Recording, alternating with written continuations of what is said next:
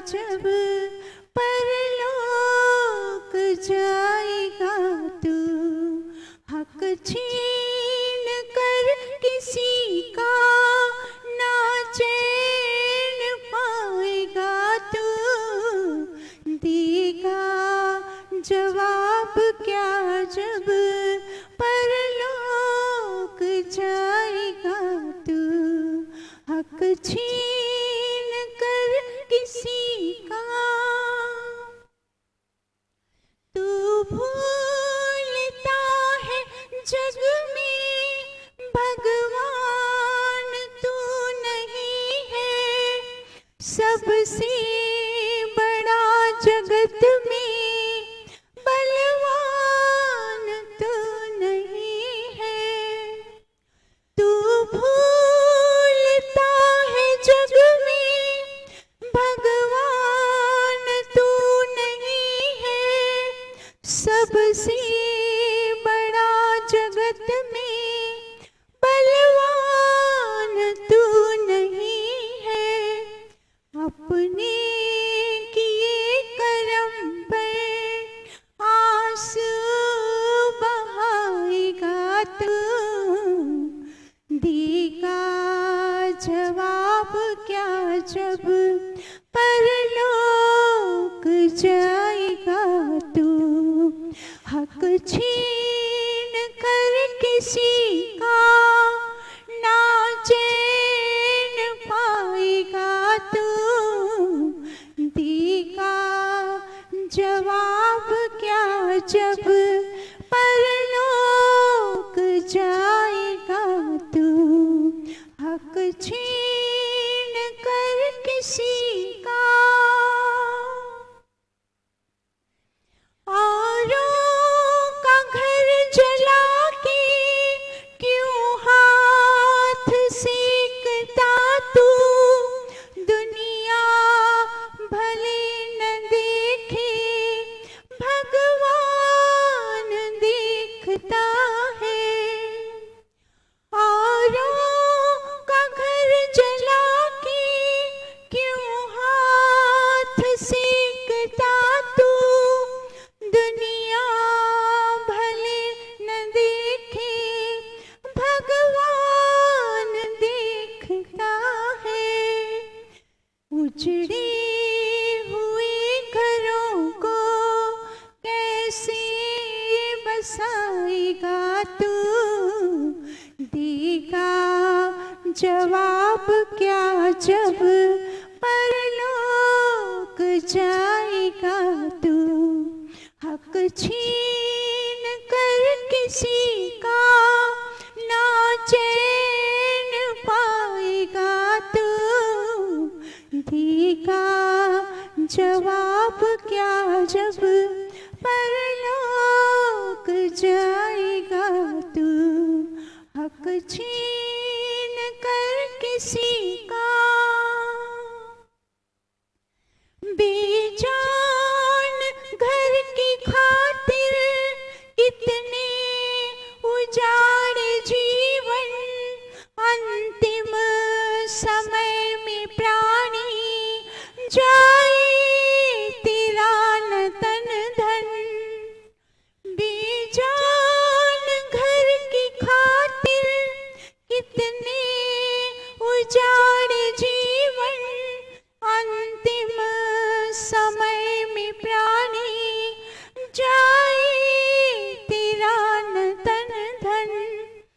फल भोगना पड़ेगा जो भी उगाएगा तू, देगा जवाब क्या जब परलोक जाएगा तू, हक छीन कर किसी का। क्या ऐसा करम है जो जिसको छुपा सकेगा, कण कण में वो रमा है न कहीं भी छुप सकेगा। क्या ऐसा करम है जो जिसको छुपा सकेगा, कण कण में वो रमा है, न कहीं भी छुप सकेगा। सर्वत्र है विधाता, मिथिलेश जान ले तू, देगा जवाब क्या जब परलोक जाएगा तू। हक छीन कर किसी का ना चैन पाएगा तू, देगा जवाब क्या जब परलोक जाएगा तू। हक छीन कर किसी का।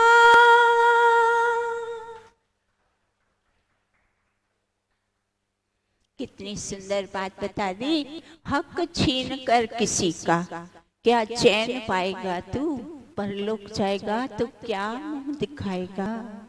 पर हम क्या देखते हैं आज, छल से, बल से, कपट से, चालाकी से, चतुराई से, पद के पावर से लोग क्या करते हैं, इस तरह से हक, दूसरों का हक छीनते रहते हैं। छीना झपटी हमें हर जगह। आज कोई ऐसा स्थान नहीं रहा, इस बातों से अछूता कोई स्थान नहीं रहा यहाँ जहाँ ये सारी बातें ना होती हों। हर जगह यह दृश्य हमें देखने को मिलता है। व्यक्ति क्या सोचता है कि मात्र मैं धन कमाऊं, यश प्राप्त करूं, और वो पद प्राप्त कर लेता है। और जब वो पद प्राप्त कर लेता है ना, तब वो बड़ी सरलता से दूसरे का हक, अधिकार छीन पाता है। ये अन्याय, सत्याचरण, ऐसा सब करके, छल करके, कपट करके, धोखे से, पक्षपात से, ईर्ष्या से, द्वेष से वो दूसरे का हक छीनता ही रहता है, अधिकार छीन लेता है।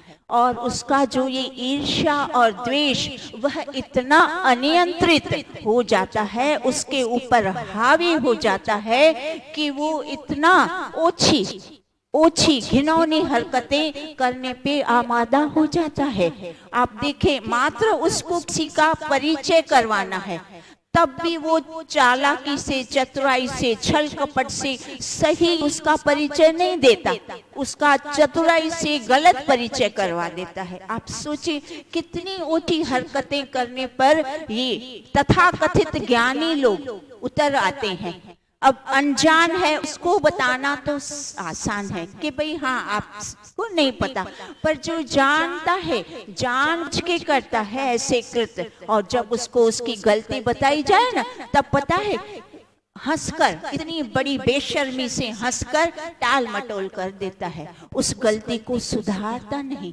क्यों? क्योंकि इसने वो जानबूझ के की है। तो इस तरह से महर्षि दयानंद सरस्वती सत्यार्थ प्रकाश में क्या कहते हैं, जो स्वार्थवश परहित, पर हानि करता है, दूसरी की हानि करता है, वह जानो पशुओं का बड़ा भाई है।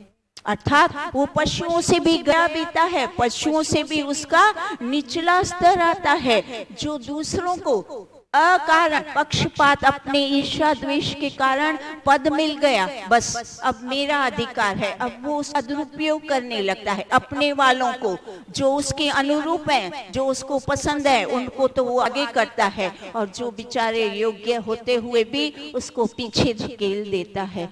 तो ये सबसे बड़ा अन्याय है। तो क्या बताते हैं, ये सबसे बड़ा किसी का हक छीनना।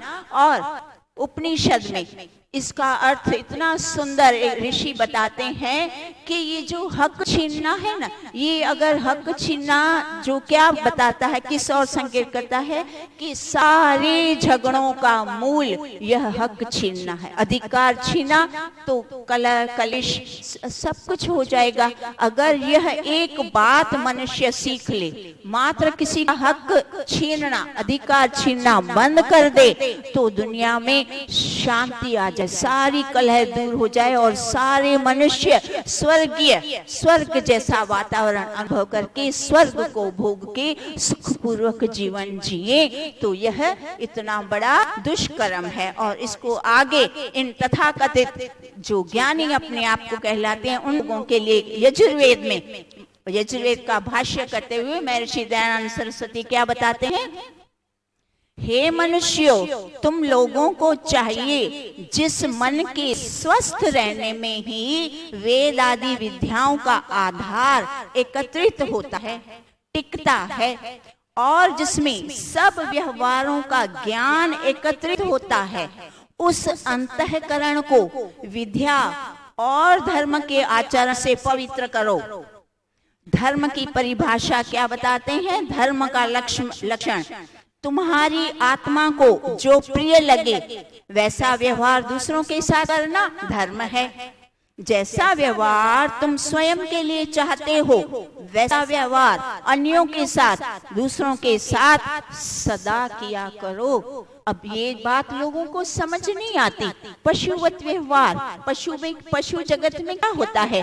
बड़ी मछली छोटी मछली को खा जाती है, हानि पहुंचाती है, नुकसान करती है, अभी जाती है। आज मनुष्य भी ऐसा ही कर रहा है। जिसको थोड़ा बड़ा पद अधिकार मिल जाता है वो दूसरों को पनपने ही नहीं देता, दूसरों को आगे आने नहीं देता, अथक के आने का प्रयास करता है। कितना प्रयास परिश्रम करता है और उसके अथक परिश्रम को, उसके पुरुषार्थ को, उसको जरा भी दया करुणा कुछ नहीं है और उसको पीछे धकेलने का कार्य, मात्र उसको ये खा जाने वाला हुआ ना, उसको आगे नहीं आने देना। मनुष्य क्या क्या कर्तव्य है? सहयोग करना, सहयोगी बनना, सहायक बनना। तो सहायक न बनकर वो बाधक बनता है, तो हमें बाधक नहीं बनना। देखिए मनुष्य क्या है? इस प्राणी जगत में, सारी पृथ्वी पर सबसे सर्वश्रेष्ठ अगर कोई प्राणी है तो वो मनुष्य है। मनुष्य चाहे तो किसी का भी उद्धार कर सकता है, अपना भी और औरों का भी। और सबसे निकृष्ट प्राणी अगर संसार में है तो वो भी मनुष्य ही है। वो अपने नालायकी पर उतर आता है, वो अपने अविद्या से ग्रस्त हो जाता है, अपने स्वार्थवश किसी का भी सर्वनाश विनाश कर सकता है। इसीलिए क्या बता दिया? मनुष्य को धर्म से जुड़े रहना ये तथाकथित मनुष्य समझते नहीं। इसका एक सुंदर दृष्टांत से हम बात और स्पष्ट हो जाएगी। एक दुकान पर बड़ा सा ये जो एक्वेरियम जैसा कांच की बोतल, उसमें केकड़े तैर रहे थे। एक ग्राहक वहां आया और उसने बोला कि ये जो केकड़े ऊपर उठ रहे हैं बाहर आ जाएंगे तो? तब दुकानदार ने उत्तर दिया कि यह केकड़े कभी बाहर नहीं आ सकते, ये कभी ऊपर नहीं आ पाएंगे। क्यों? क्योंकि इनका स्वभाव है, एक केकड़ा ऊपर उठता है, तैरता है, आगे बढ़ता है, तो दूसरा केकड़ा उसकी टांग खींचता है, नीचे गिराता है। इसीलिए कोई भी ऊपर आ ही नहीं पाएगा। तो इस तरह पशुवत व्यवहार अगर मनुष्य भी ऐसा करने लगे तो पशु का बड़ा भाई बन गया ना। महर्षि दयानंद के सरस्वती के जो शब्द हैं वो कितने अनमोल हैं। उन्होंने कैसे यथार्थ वाणी हमें सत्यार्थ प्रकाश में बता दी। लोग इसको पढ़ते हैं, सुनते हैं, सुनाते हैं, पर जीवन में उतारते नहीं। वही गंदे उल्टे कृत्य अपने जीवन में करते रहते हैं और दूसरों को अकारण हानि पहुंचाते रहते हैं। अब हमने पिछले स्तर में मंत्र लिया था, आ ब्राह्मणों ब्रह्म वर्चसी। वो मंत्र क्या था? यजुर्वेद का बहुत बड़ा था। तो समय के अभाव में हमने काफी कुछ तो किया, एक मुख्य अंश उसका रह गया। तो आज उस मुख्य अंश को भी हम कर लेते हैं। तो वो मुख्य अंश क्या था? आधार राष्ट्र की सुभग नारी। तो जो नारी है, व्यक्ति एवं समाज का सर्वांगीण विकास नारी के अनुदान बिना संभव ही नहीं है। नारी उत्तम समाज के सृजन के मेरुदंड है। नारी को ईश्वर ने विशेष गुण दिए हैं। क्या विशेष गुण दिए हैं? उसमें ममता, प्रेम, दया, करुणा, धैर्य, सहन शक्ति, सूझबूझ, त्याग, तपस्या, ये सारे विशेष गुण उसमें कूट कूट कर भरे हुए हैं। और इन गुणों से नारी अपने संतान के परिवार, समाज और राष्ट्र का हित करती है। नारी शिक्षा प्रदान करती है, नारी गुणों को देती है, नारी सरस्वती है। और इस बात को हमने पहले भी बहुत बार सुना हुआ है कि हमारी नारियां, विदुषी नारियां वेद मंत्र की दृष्टा भी रही हैं, ऐसी विदुषी नारियां। और उस बात को और अधिक समझाते हुए ऋग्वेद में दूसरा मंडल 41वां सूत्र और 16वां मंत्र, उसमें क्या बता दिया? ओम अम्बी तमे नदी तमे देवी तमे सरस्वती अप्रशस्ता एव स्मसी प्रशस्ति मम्ब नस्कृति। तो इसका अर्थ क्या बता दिया? हे माता, तुम माताओं में श्रेष्ठ गुणवती, सूक्ष्म विद्या का उपदेश करने वाली पंडिता, अतिशय दिव्य गुण वाली हो। हम अप्रशिष्ट लोगों को आप अपनी विद्या एवं ज्ञान से पूर्ण प्रशस्त कीजिए। कितनी सुंदर बात ऋग्वेद में, देखो मंत्र में ईश्वर ने नारी के लिए कैसी कैसी उपमा वाली बातें बताई है। प्रशंसनीय अर्थात क्या है? श्रेष्ठ, सुंदर, सराहनीय, सहृदयपूर्ण और प्रशंसा के जो श्रेष्ठ कार्य हैं, दिव्य कार्य हैं, वो नारी के अंदर है। वो नारी सारे संसार को ये सारे दिव्य गुण, श्रेष्ठ गुण, शिक्षा प्रदान करती है। इसीलिए नारी को श्रेष्ठ कहा गया है। नारी का सृजन, मेरुदंड, मेरुदंड क्या होता है? पूरे शरीर को टिकाए रखता है। वैसे ही नारी का जो अस्तित्व है वो संसार को बनाए रखता है। क्यों? क्योंकि नारी ये हमारा जीवन तो देती है, पर उस जीवन को कैसे जिए, जीवन जीने के योग्य भी नारी बनाती है। इसीलिए क्या बता दिया? ईश्वर के पश्चात हम अगर सबसे अधिक ऋणी हैं तो हम नारी के ऋणी हैं। इस तरह से नारी का इतना अधिक से हमें अच्छी अच्छी बातें बता दी। नारी क्या है? नारी, अब नारी का पदच्छेद करें तो न अरि, अरि अर्थात शत्रु। तो नारी का कोई शत्रु हो ही ना, नारी का कोई शत्रु होना ही नहीं चाहिए। क्योंकि नारी इतने सद्गुणों से संपन्न है, हमें जीवन देती है, जीवन जीने की कला सिखाती है। फिर उसको शत्रुता, उससे शत्रुता करके क्या मिल जाएगा? क्यों हम अपनी समाज को, अपने स्वयं को, घर परिवार को खोखला बनाते हैं? जहां नारी का आदर, सम्मान, सत्कार, योग्य, उचित उसको स्थान नहीं दिया जाता, वह स्थान, वह घर, वह परिवार, वह देश, वह राष्ट्र खोखला हो जाता है, उसकी उन्नति में बाधा आ जाती है। तो इसीलिए तब क्या बता दिया कि माता निर्माता भव। माता क्या होती है? निर्माता, निर्माता, निर्माण करती है। देखिए, गर्भावस्था से लेकर 5 वर्ष तक माता जो बालक के अंदर प्रभाव डालती है, जो संस्कार डाल देती है, वो दुनिया का कोई भी बड़े से बड़ा विश्वविद्यालय भी यह कार्य नहीं कर सकता। ऐसा कार्य माता करती है। इसीलिए महर्षि दयानंद सरस्वती ने सत्यार्थ प्रकाश के द्वितीय समोल्लास में क्या बता दिया? मातृ देवो भव। माता, जिस घर में, जिस कुल में माता सुशिक्षित है, संस्कारी है, वो कुल, वो जो घर है, परिवार, वो बालक, वो सब भाग्यशाली हैं। क्योंकि माता निर्माता होती है, माता निर्माण करती है। फिर आगे क्या बता दिया? इसका एक सुंदर दृष्टांत, जब स्वामी विवेकानंद विदेश में वेदों का प्रचार करने गए हैं, तब उनके भाषणों से प्रभावित होकर एक अंग्रेज नारी वो आती है विवेकानंद के पास और उनको कहती है कि मुझे मेरे बालक को विवेकानंद बनाना है। तब विवेकानंद ने उत्तर दिया कि आपका बालक अगर 5 वर्ष से बड़ा हो चुका है तो दुनिया का कोई भी कार्य, कोई भी शिक्षा, कोई भी पाठशाला उसको विवेकानंद नहीं बना सकती। आप बताएं इसका तात्पर्य कितना स्पष्ट है कि माता नारी का कितना बड़ा दायित्व है। हम ना अभी भी फिर भी आप देखिए आज बहुत से स्थानों पर नारी की अवहेलना होती है। नारी का उचित जो स्थान है, जो वो योग्य जो प्राप्त कर सकती है, जो उसका हक है, वो उसको हक से छीना, उसको वंचित किया जाता है।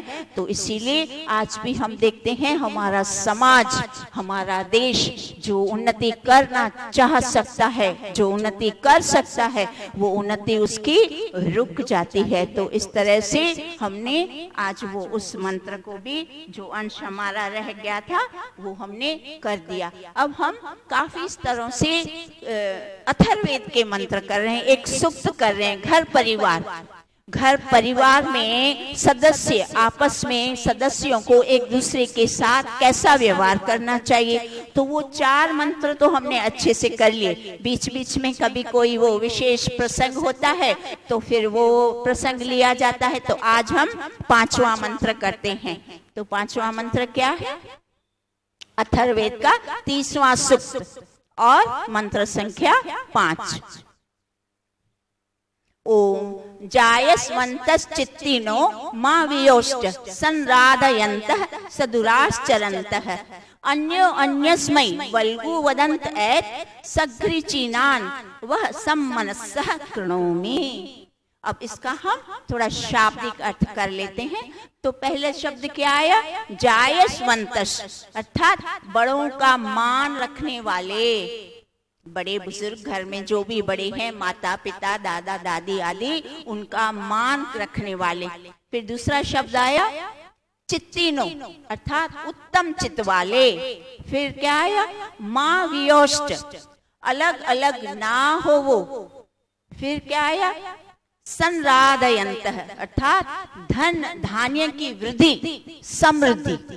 क्या बता दिया? अब इसका एक पद का अर्थ क्या बना कि धन धान्य की समृद्धि के लिए, उसकी उन्नति के लिए, वृद्धि के लिए क्या करना है? बड़ों का मान रखने वाले, उत्तम चित्त वाले और संयुक्त परिवार, अलग अलग न हो वो।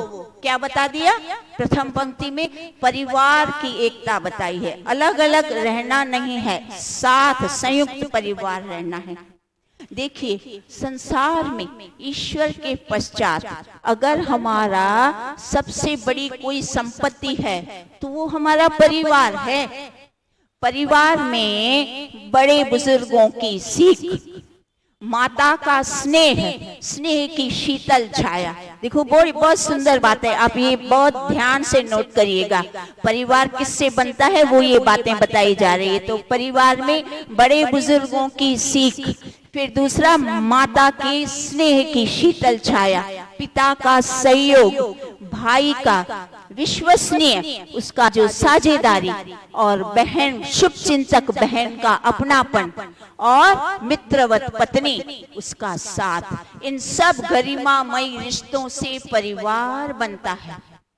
ऐसा सुखदायक परिवार, ऐसे सुखदायी परिवार की खुशहाली के लिए, ऐसे सुखदायी परिवार की एकजुट एकता बनाए रखने के लिए, संयुक्त रखने के लिए, एक रखने के लिए हमें प्रत्येक सदस्य को उसके लिए बहुत कुछ त्याग, तपस्या, प्रेम पूर्ण व्यवहार करके उसको एक बनाना पड़ता है। आज हम अधिकांश परिवारों में क्या देखते हैं? परिवारों में कलह और कलेश, अशांति देखते हैं। जो माता पिता हैं, बेटे संतान उनकी एक नहीं सुनते। जब बेटा बड़ा हो जाता है, उसका विवाह हो जाता है, वो अपनी पत्नी को लेकर अलग रहने चला जाता है। आप सोचें, अलग रहना, जिस माता पिता ने पूरा जीवन उसको योग्य बनाने में लगाया, जब वो योग्य बन गया तब अपनी पत्नी को लेकर घर छोड़कर, घर गृहस्थी को छोड़कर, अपने माता पिता को, अपने भाई बहन को छोड़कर, उनको पराया बनाकर अलग अपना घर बनाता है, घर बसाता है। वो सबसे बड़ा पाप है। ईश्वर हमें वेद में, आज वेद का मंत्र और ईश्वर की भी यही आज्ञा है। ईश्वर कहता है अलग अलग ना हो, वो एक परिवार में एक साथ एकजुट होकर के प्रेम पूर्वक साथ रहो, एक दूसरे का साथ सहयोग से रहो। साथ सहयोग से ही समृद्धि उन्नति आएगी। आप सोचो, एक अकेला व्यक्ति क्या कर लेगा? अकेला व्यक्ति कुछ नहीं कर पाता। जब पति पत्नी अकेले अपना घर गृहस्थी अकेले बनाने चले जाते हैं तो उनकी संतान बड़ों के बड़ों के जो बड़े बुजुर्ग हैं, दादा दादी नाना नानी आदि, उनकी संगति से, उनके प्रेम से, उनके लाड प्यार से, संगति से, उनके संस्कारों से वंचित हो जाती है। उनकी संतानों ने उनको, अपने माता पिता को बड़ों का आदर सम्मान करते कभी देखा ही नहीं, तो फिर वो अपने माता पिता का आदर सम्मान कैसे करेगी? जैसा किया वैसा भरो, जो बोया वो उगाओ। अर्थात आज आपने अपने माता पिता को, भाई बहनों को छोड़ा, कल आपकी संतान आपको छोड़ देगी। उनकी संतानें उनकी एक नहीं सुनती, स्वच्छंद होती है, इतनी उदंडता पे उतर आती है, एक बात उनकी नहीं सुनती। इसीलिए क्या बता दिया? एकजुट, एक परिवार, परिवार में जो बड़े बुजुर्ग होते हैं, भले वो धन कमाने के योग्य ना हो, पर वो पूरे घर का जो इतनी धुरी कहलाते हैं, धुरी बनकर वो पूरे परिवार को, जिस परिवार में बड़े हैं उस परिवार में आप देखना संयम, वहाँ संयम होता है हर बात का, जिसको डिसिप्लिन कहा जाता है। डिसिप्लिन होगा, समय से उठना, समय से सोना, समय से खाना, समय से बाहर जाना, समय से घर वापस आना। ये सारा कुछ बड़े बुजुर्ग जो घर पे होते हैं वो इन बातों का ध्यान भी रखते हैं, और सारा कुछ अपने परिवार के सारे सदस्यों में ये नियम, ये संस्कार और ये डिसिप्लिन, वो इनको हमेशा बनाए रखने में बड़े बुजुर्गों का बड़ा हाथ होता है। इसीलिए परिवार को एक बनाए रखना, कभी भी अलग नहीं होना। अब अलग होने के बहुत सारे कारण होते हैं, छोटी छोटी बातें।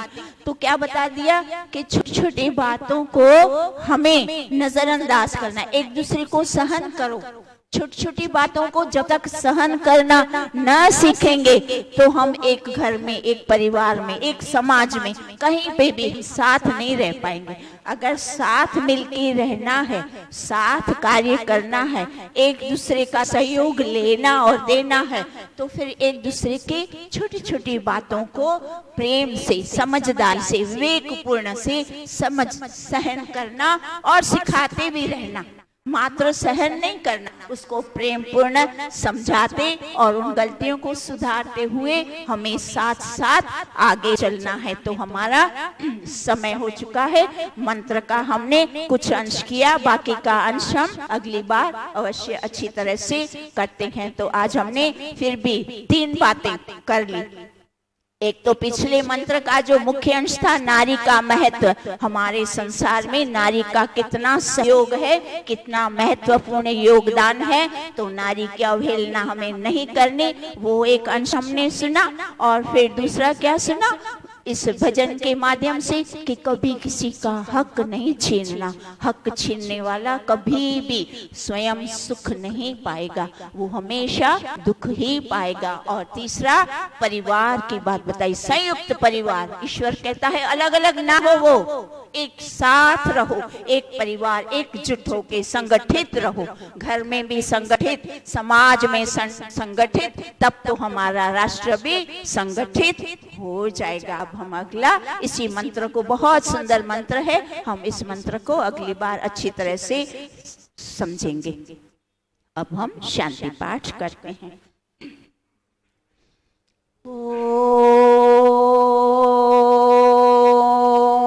द्यौ शांतिरन्तरिक्षं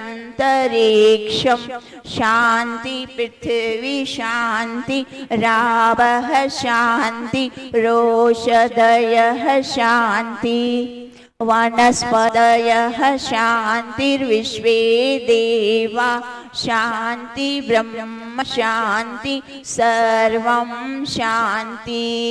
शान्तिरेव शान्ति सामा शान्तिरेधि। ओम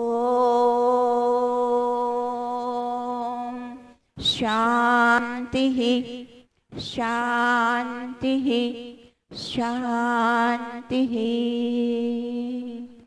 सर्वेभ्यो नमः। आप सबका बहुत बहुत धन्यवाद।